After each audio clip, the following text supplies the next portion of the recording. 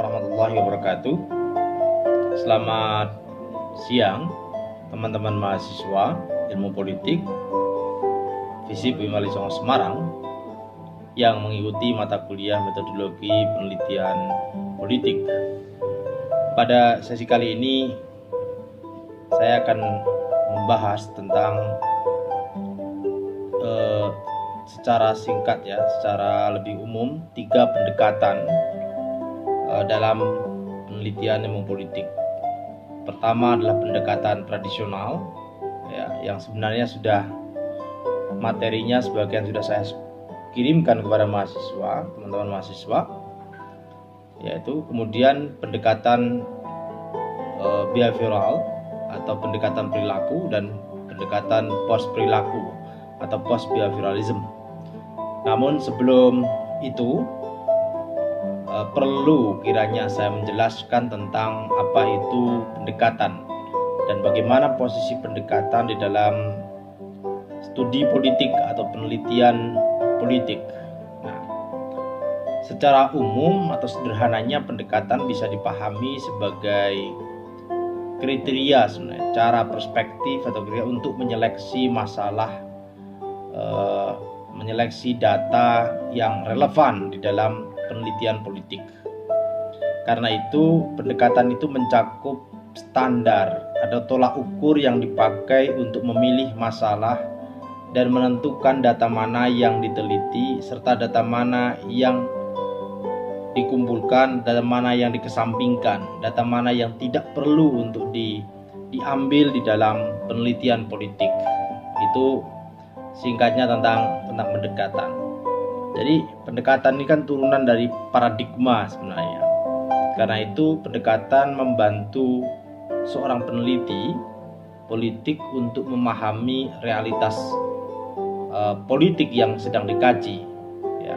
Mana data-data yang seharusnya dikumpulkan ketika melakukan penelitian, mana data-data yang tidak harusnya diambil, mana metode yang seharusnya digunakan di dalam penelitian dan mana metode yang seharusnya tidak digunakan di dalam penelitian ketika mengkaji satu masalah tentang realitas politik. Nah, sebenarnya ada 3 tingkatan pendekatan dalam politik ya. Pertama itu sifatnya teoritik, yaitu cara seseorang atau sekelompok orang untuk menjelaskan tentang realitas politik. Jadi posisi kerangka teori itu memiliki fungsi untuk membantu seorang peneliti di dalam memahami dan menjelaskan realitas politik yang sedang dikaji. Kemudian dalam middle range theory, itu sekelompok teori yang isinya sama sebenarnya, dengan penyeleksian yang bisa berbeda-beda. Nah, pendekatan ini gabungan dari middle range theory yang menjelaskan banyak hal berkaitan dengan bagaimana penelitian seharusnya dilakukan, termasuk pilihan metodologis, apakah mau menggunakan metode etnografi atau tidak etnografi, mau menggunakan metode penelitian kualitatif atau kuantitatif, bahkan mixed method. Itu juga bagian dari konsekuensi dari pendekatan. Nah, sebelum kita mendiskusikan lebih lanjut tentang pendekatan perilaku atau behavioral approach in political research, penting saya menguraikan terlebih dahulu mengapa pendekatan behavioral ini lahir. Pertama, sebenarnya pendekatan behavioralisme lahir ini juga dilatar belakangi kegusaran atas menguatnya pendekatan tradisional atau yang biasa disebut sebagai legal konstitusional atau institutional approach. Beberapa ciri kajian atau pendekatan dari legal konstitusional ini atau pendekatan tradisional ini lebih normatif di dalam melihat realitas politik. Realitas politik yang ada tidak dikaji berkaitan dengan bagaimana sebenarnya proses-proses politik itu terjadi, bagaimana sebenarnya, tapi lebih menjelaskan yang seharusnya. Karena itu kajiannya secara filsafati lebih preskriptif yaitu kajian yang dilakukan untuk memberikan penjelasan mana tatanan politik atau pemerintahan yang baik dan mana yang buruk. Nah, perspektif sejarah sangat kuat sekali mempengaruhi pendekatan tradisional ini, pendekatan legal. Karena itu kajian-kajiannya lebih banyak ditekankan untuk melihat masa lampau, bagaimana sistem politik, sistem pemerintahan itu bekerja dalam suatu negara bangsa. Dan dia bersifat deskriptif sekali. Nah, ketika mengkaji tentang negara, tentang realitas politik, lebih banyak menekankan pada persoalan-persoalan norma hukum, ya, legal konstitusional. Kalau melakukan kajian misalnya perbandingan politik, maka yang akan dilihat adalah lembaga-lembaga formal yang ada dalam suatu negara.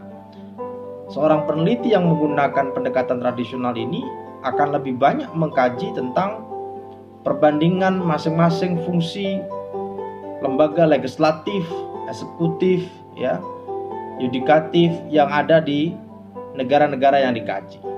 Begitu juga ketika mengkaji tentang sistem politik di suatu negara, maka kajian lebih banyak ditekankan melihat pada soal produk-produk hukum, ya, regulasi-regulasi yang ada yang berkaitan dengan pengaturan politik di suatu negara, termasuk bagaimana regulasi-regulasi itu dijalankan oleh aparatur-aparatur negara.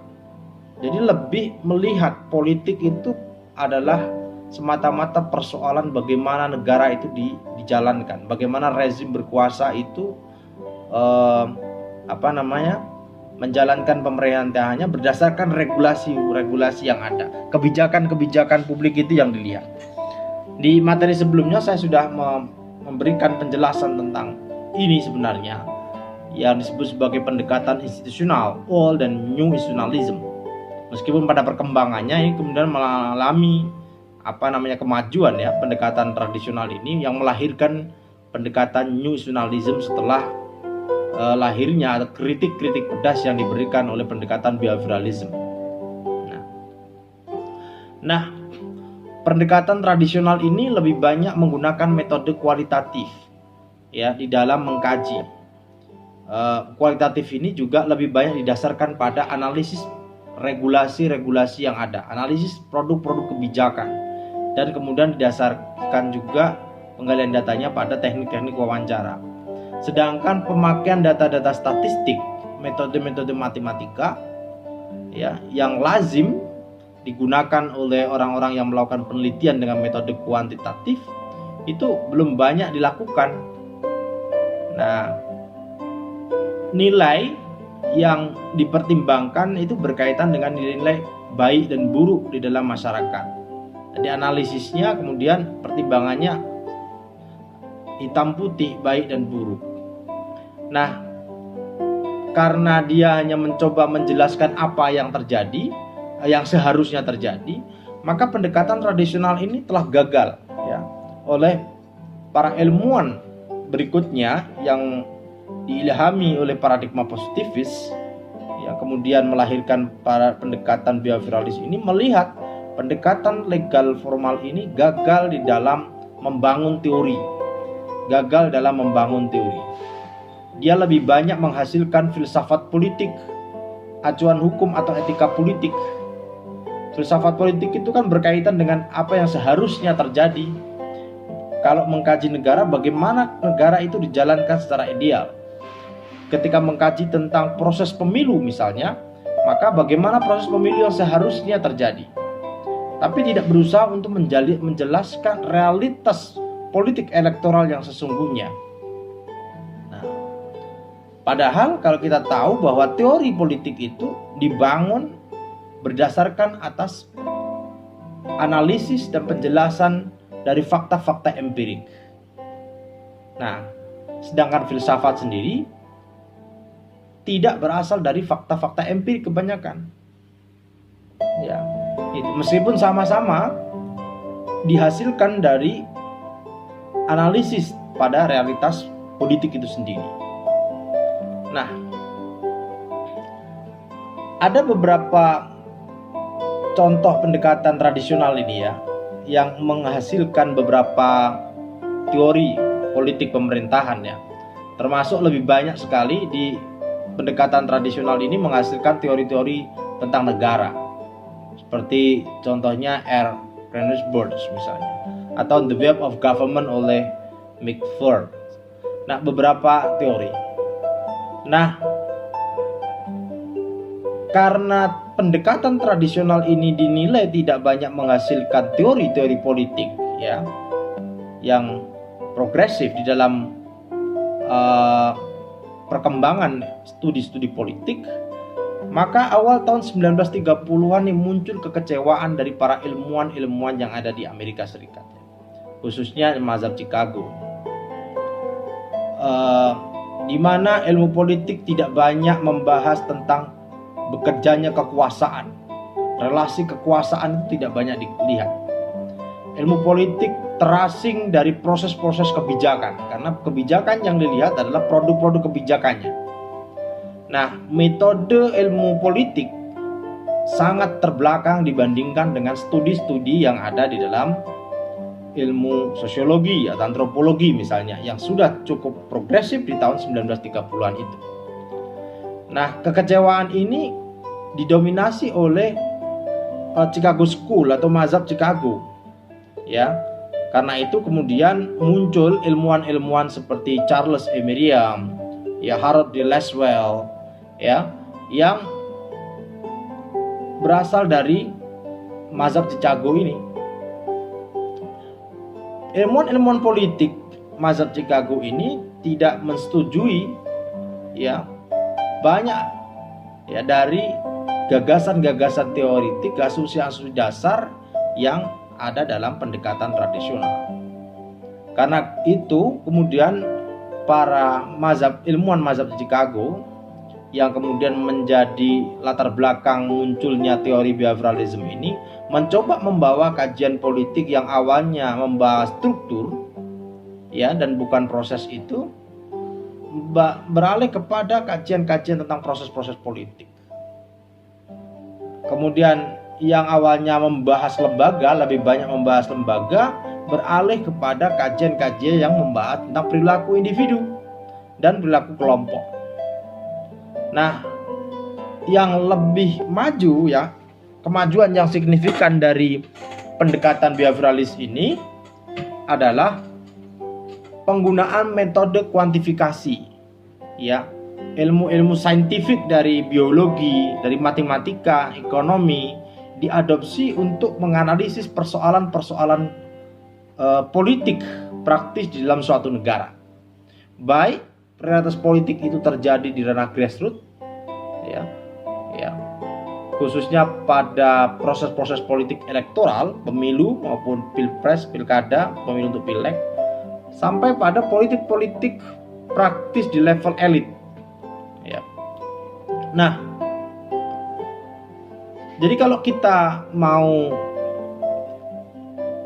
pahami secara historis begitu, ada peralihan objek kajian, fokus kajian para ilmuwan politik ya, dengan lahirnya pendekatan perilaku atau behavioral approach ini.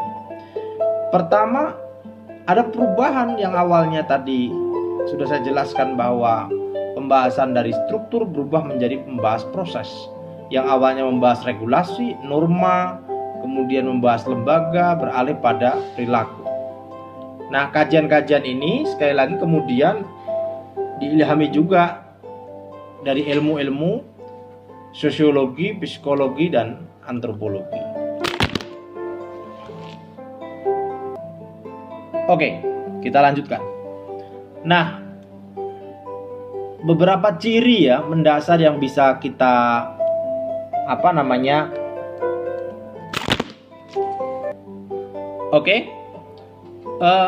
beberapa ciri yang perlu kita ketahui dari pendekatan perilaku ini. Yang pertama, kajian ini dilakukan secara empiris. Ya, dia ingin mencoba membawa kajian-kajian teknologi itu, ya, biologi, matematika kepada analisis persoalan-persoalan politik. Jadi ingin membuktikan bahwa ilmu politik juga bisa dikaji secara empirik, dibuktikan secara empirik, validasi dan objektivitas pengetahuan itu sendiri.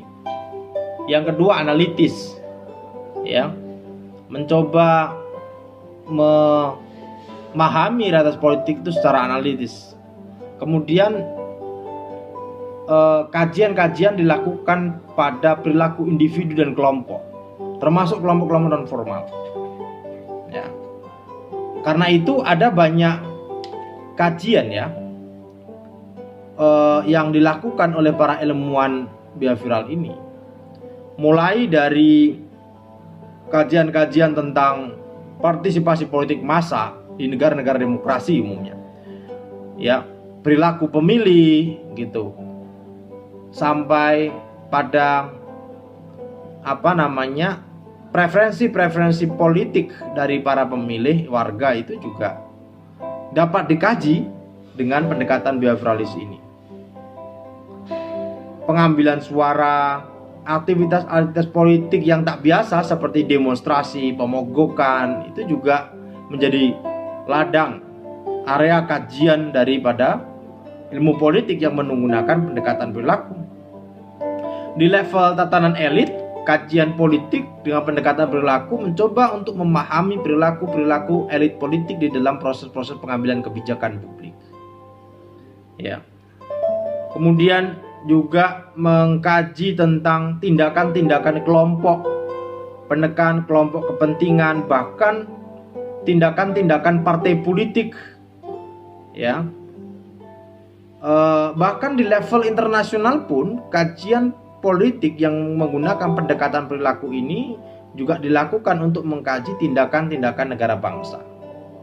Nah, tapi luasnya kajian ini, pendekatan ini karena diilhami oleh paradigma positivis, maka kajian atas politik, penelitian harus dilakukan secara bebas nilai. Ada jarak antara peneliti dengan objek yang diteliti. Nah, karena itu kemudian metode yang digunakan adalah metode kuantitatif, mengedepankan metode-metode kuantitatif, model-model survei, ya, angket, bahkan sekarang sudah sangat canggih sekali. Survei bisa dilakukan melalui internet, begitu. Sekarang lebih canggih lagi, orang mencari preferensi publik, ya, tentang politik, tentang kepemimpinan suatu rezim, gitu. Itu bisa juga dilakukan melalui penggunaan analisis big data yang diambil dari informasi-informasi yang tersebar melalui jaringan internet. Itu perkembangan maju. Dan di Indonesia sendiri, studi behavioral ini, pendekatan kajian politik dengan pendekatan behavioral ini paling tidak dipelopori oleh orang-orang seperti Saiful Mujani, Denny J.A. yang melahirkan LSI, yang satunya Lembaga Survei Indonesia, yang lagi Denny J.A. dengan Lingkar Survei Indonesia. Tokoh-tokoh muda ilmuwan politik seperti Burhanuddin Muhtadi, Jayadi Hanan banyak sekali memproduksi pengetahuan politik tentang realitas politik di Indonesia dengan pendekatan behavioralisme ini, yang mengedepankan metode-metode survei untuk menangkap pengetahuan tentang sikap-sikap politik warga, sikap politik masyarakat di Indonesia, bahkan sampai perilaku-perilaku elit politik di Indonesia itu sendiri. Artinya apa? Bahwa pendekatan behavioral ini meskipun lahir cukup lama dan cukup kuat mendominasi kajian-kajian politik sekitar tahun 1950 sampai 60, di Indonesia, di negara-negara berkembang, negara-negara demokrasi yang baru, kajian politik dengan pendekatan behavioral ini masih cukup pesat dilakukan. Di Indonesia bahkan pendekatan ini sangat jamak digunakan oleh para ilmuwan politik untuk mengkaji tentang preferensi politik, perilaku pemilih di masa-masa politik elektoral. Apakah itu pemilu untuk memilih anggota legislatif, memilih presiden dan wakil presiden, maupun memilih kepala daerah, mulai dari gubernur, wali kota sampai bupati. Nah, karena itu pendekatan perilaku ini dinilai cukup berhasil di dalam membangun teori atau teori building. Ada banyak teori yang dihasilkan, ya. Paling enggak kajian awal itu bisa kita temukan dalam kajian tentang civic culture ya, tahun 1963, buku judulnya Civic Culture, budaya civic. Kemudian The Civic Culture Revisit, itu revisi budaya civic tahun 1980 yang ditulis oleh Gabriel Element sama Sidney Verba. Kemudian ada lagi teori structural functional analysis, Gabriel E. Almond, General System Analysis, David Einstein, Communication Theory ya oleh Carl Dust. Itu beberapa teori besar ya. Bahkan ada banyak sebenarnya buku-buku tentang politik di Indonesia, bahkan yang dihasilkan oleh ilmuwan Indonesia sendiri. Yang terbaru tentang money politik misalnya, yang ditulis oleh Burhanuddin Muhtadi, judulnya Kuasa Uang, itu juga menggunakan metode saintifik kuantitatif ini untuk mengkaji tentang praktek money politik di Indonesia menggunakan survei, tapi kemudian di mix metode, dikuatkan juga dengan model-model wawancara. Nah, namun meskipun pendekatan perilaku ini menghasilkan banyak teori politik dan juga berhasil membawa perkembangan cukup pesat di dalam kajian-kajian politik di Indonesia, tetapi juga menuai beberapa kritik ya, di mana ada beberapa ilmuwan yang kemudian kecewa terhadap pendekatan perilaku ini, yang dinilai hanya mementingkan membangun teori ya, teori politik tanpa mengindahkan kebutuhan tentang aksi dan relevansi, upaya untuk membangun perubahan sosial, karena lebih banyak menjelaskan realitas ya. Kemudian banyak teori tapi tidak berusaha untuk berusaha untuk membangun aksi-aksi politik. Aspek kuantitatif dalam banyak hal dianggap terlalu simplifikasi, menyederhanakan kesimpulan-kesimpulan tentang pembacaan atas realitas-realitas politik ya. Bahkan norma-norma politik ditinggalkan oleh penganut perilaku ini. Ini beberapa kritiknya. Kemudian muncul beberapa pendekatan disebut sebagai pasca tingkah laku atau post behavioralism ya. Nah, post behavioralism ini dalam penelitian empirik dan kuantitatif politik menjadi terlalu abstrak sebenarnya, tidak relevan dengan masalah-masalah sosial. Tapi post behavioralism ini mencoba untuk memperbaharui beberapa kerangka berpikir dan asumsi-asumsi dasar yang ada di dalam behavioralism. Bahkan sudah berusaha untuk mencoba menggunakan mix method, pendekatan campuran antara kuantitatif dengan kualitatif di dalam penelitian politik. Namun nilai-nilai masih dipertahankan, tidak boleh dihilangkan. Ilmu tidak boleh value free dalam evaluasinya. Nah, tetapi di dalam post behavioralisme ini sudah mulai mementingkan keterlibatan. Ilmuwan itu dinilai memiliki tugas historis ya, untuk melibatkan diri dalam usaha mengatasi masalah-masalah sosial, mempertahankan nilai-nilai kemanusiaan. Jadi agenda penelitian tidak hanya bertujuan untuk memahami realitas dan memproduksi ilmu, memproduksi teori, tapi juga ilmuwan politik harus terjun dan terlibat di dalam proses-proses sejarah untuk mengatasi masalah-masalah sosial politik yang dihadapi oleh publik. Artinya sarjana harus action oriented, membentuk masyarakat yang lebih baik, menata kehidupan masyarakat. Kalau mengkaji tentang realitas politik, soal money politik, tidak boleh hanya mengkaji soal fenomena praktek money politik itu. Tidak hanya menjelaskan soal akar persoalan money politik, tidak hanya menjelaskan variasi-variasi praktek money politik, tapi juga berusaha untuk menemukan bagaimana solusi terbaik. Ada orientasi untuk memperbaiki kondisi-kondisi politik yang ada. Nah, karena itu cendekiawan tidak boleh menghindari perjuangan, harus turut serta terlibat di dalam mempolitisasi organisasi-organisasi profesi, lembaga-lembaga ilmiah. mengadvokasi persoalan-persoalan sosial politik yang dihadapi masyarakat. Itu. Nah, sehingga pendekatan ini membaur satu sama lain. Ya. Dia pendekatan deskriptif dilengkapi dengan analisis perilaku. Apa yang dilakukan oleh studinya Burhanuddin Muhtadi dalam bukunya Kuasa Uang dari disertasi tentang money politik itu, saya kira sudah masuk sini, post behavioralisme.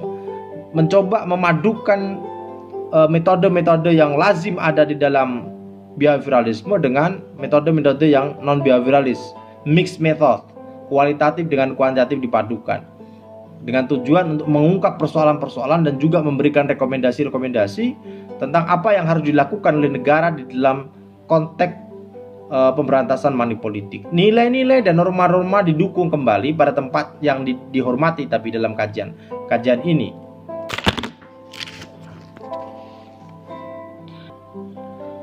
Saya kira itu, teman-teman, diskusi kita tentang pendekatan behavioralisme dan post behavioralisme, serta diawali dengan mengurai sedikit tadi tentang pendekatan tradisional. Semoga ini bermanfaat buat teman-teman sekalian untuk memahami pendekatan di dalam studi politik dan bisa mengoperasionalisasikan di dalam penelitian politik. Terima kasih. Assalamualaikum warahmatullahi wabarakatuh.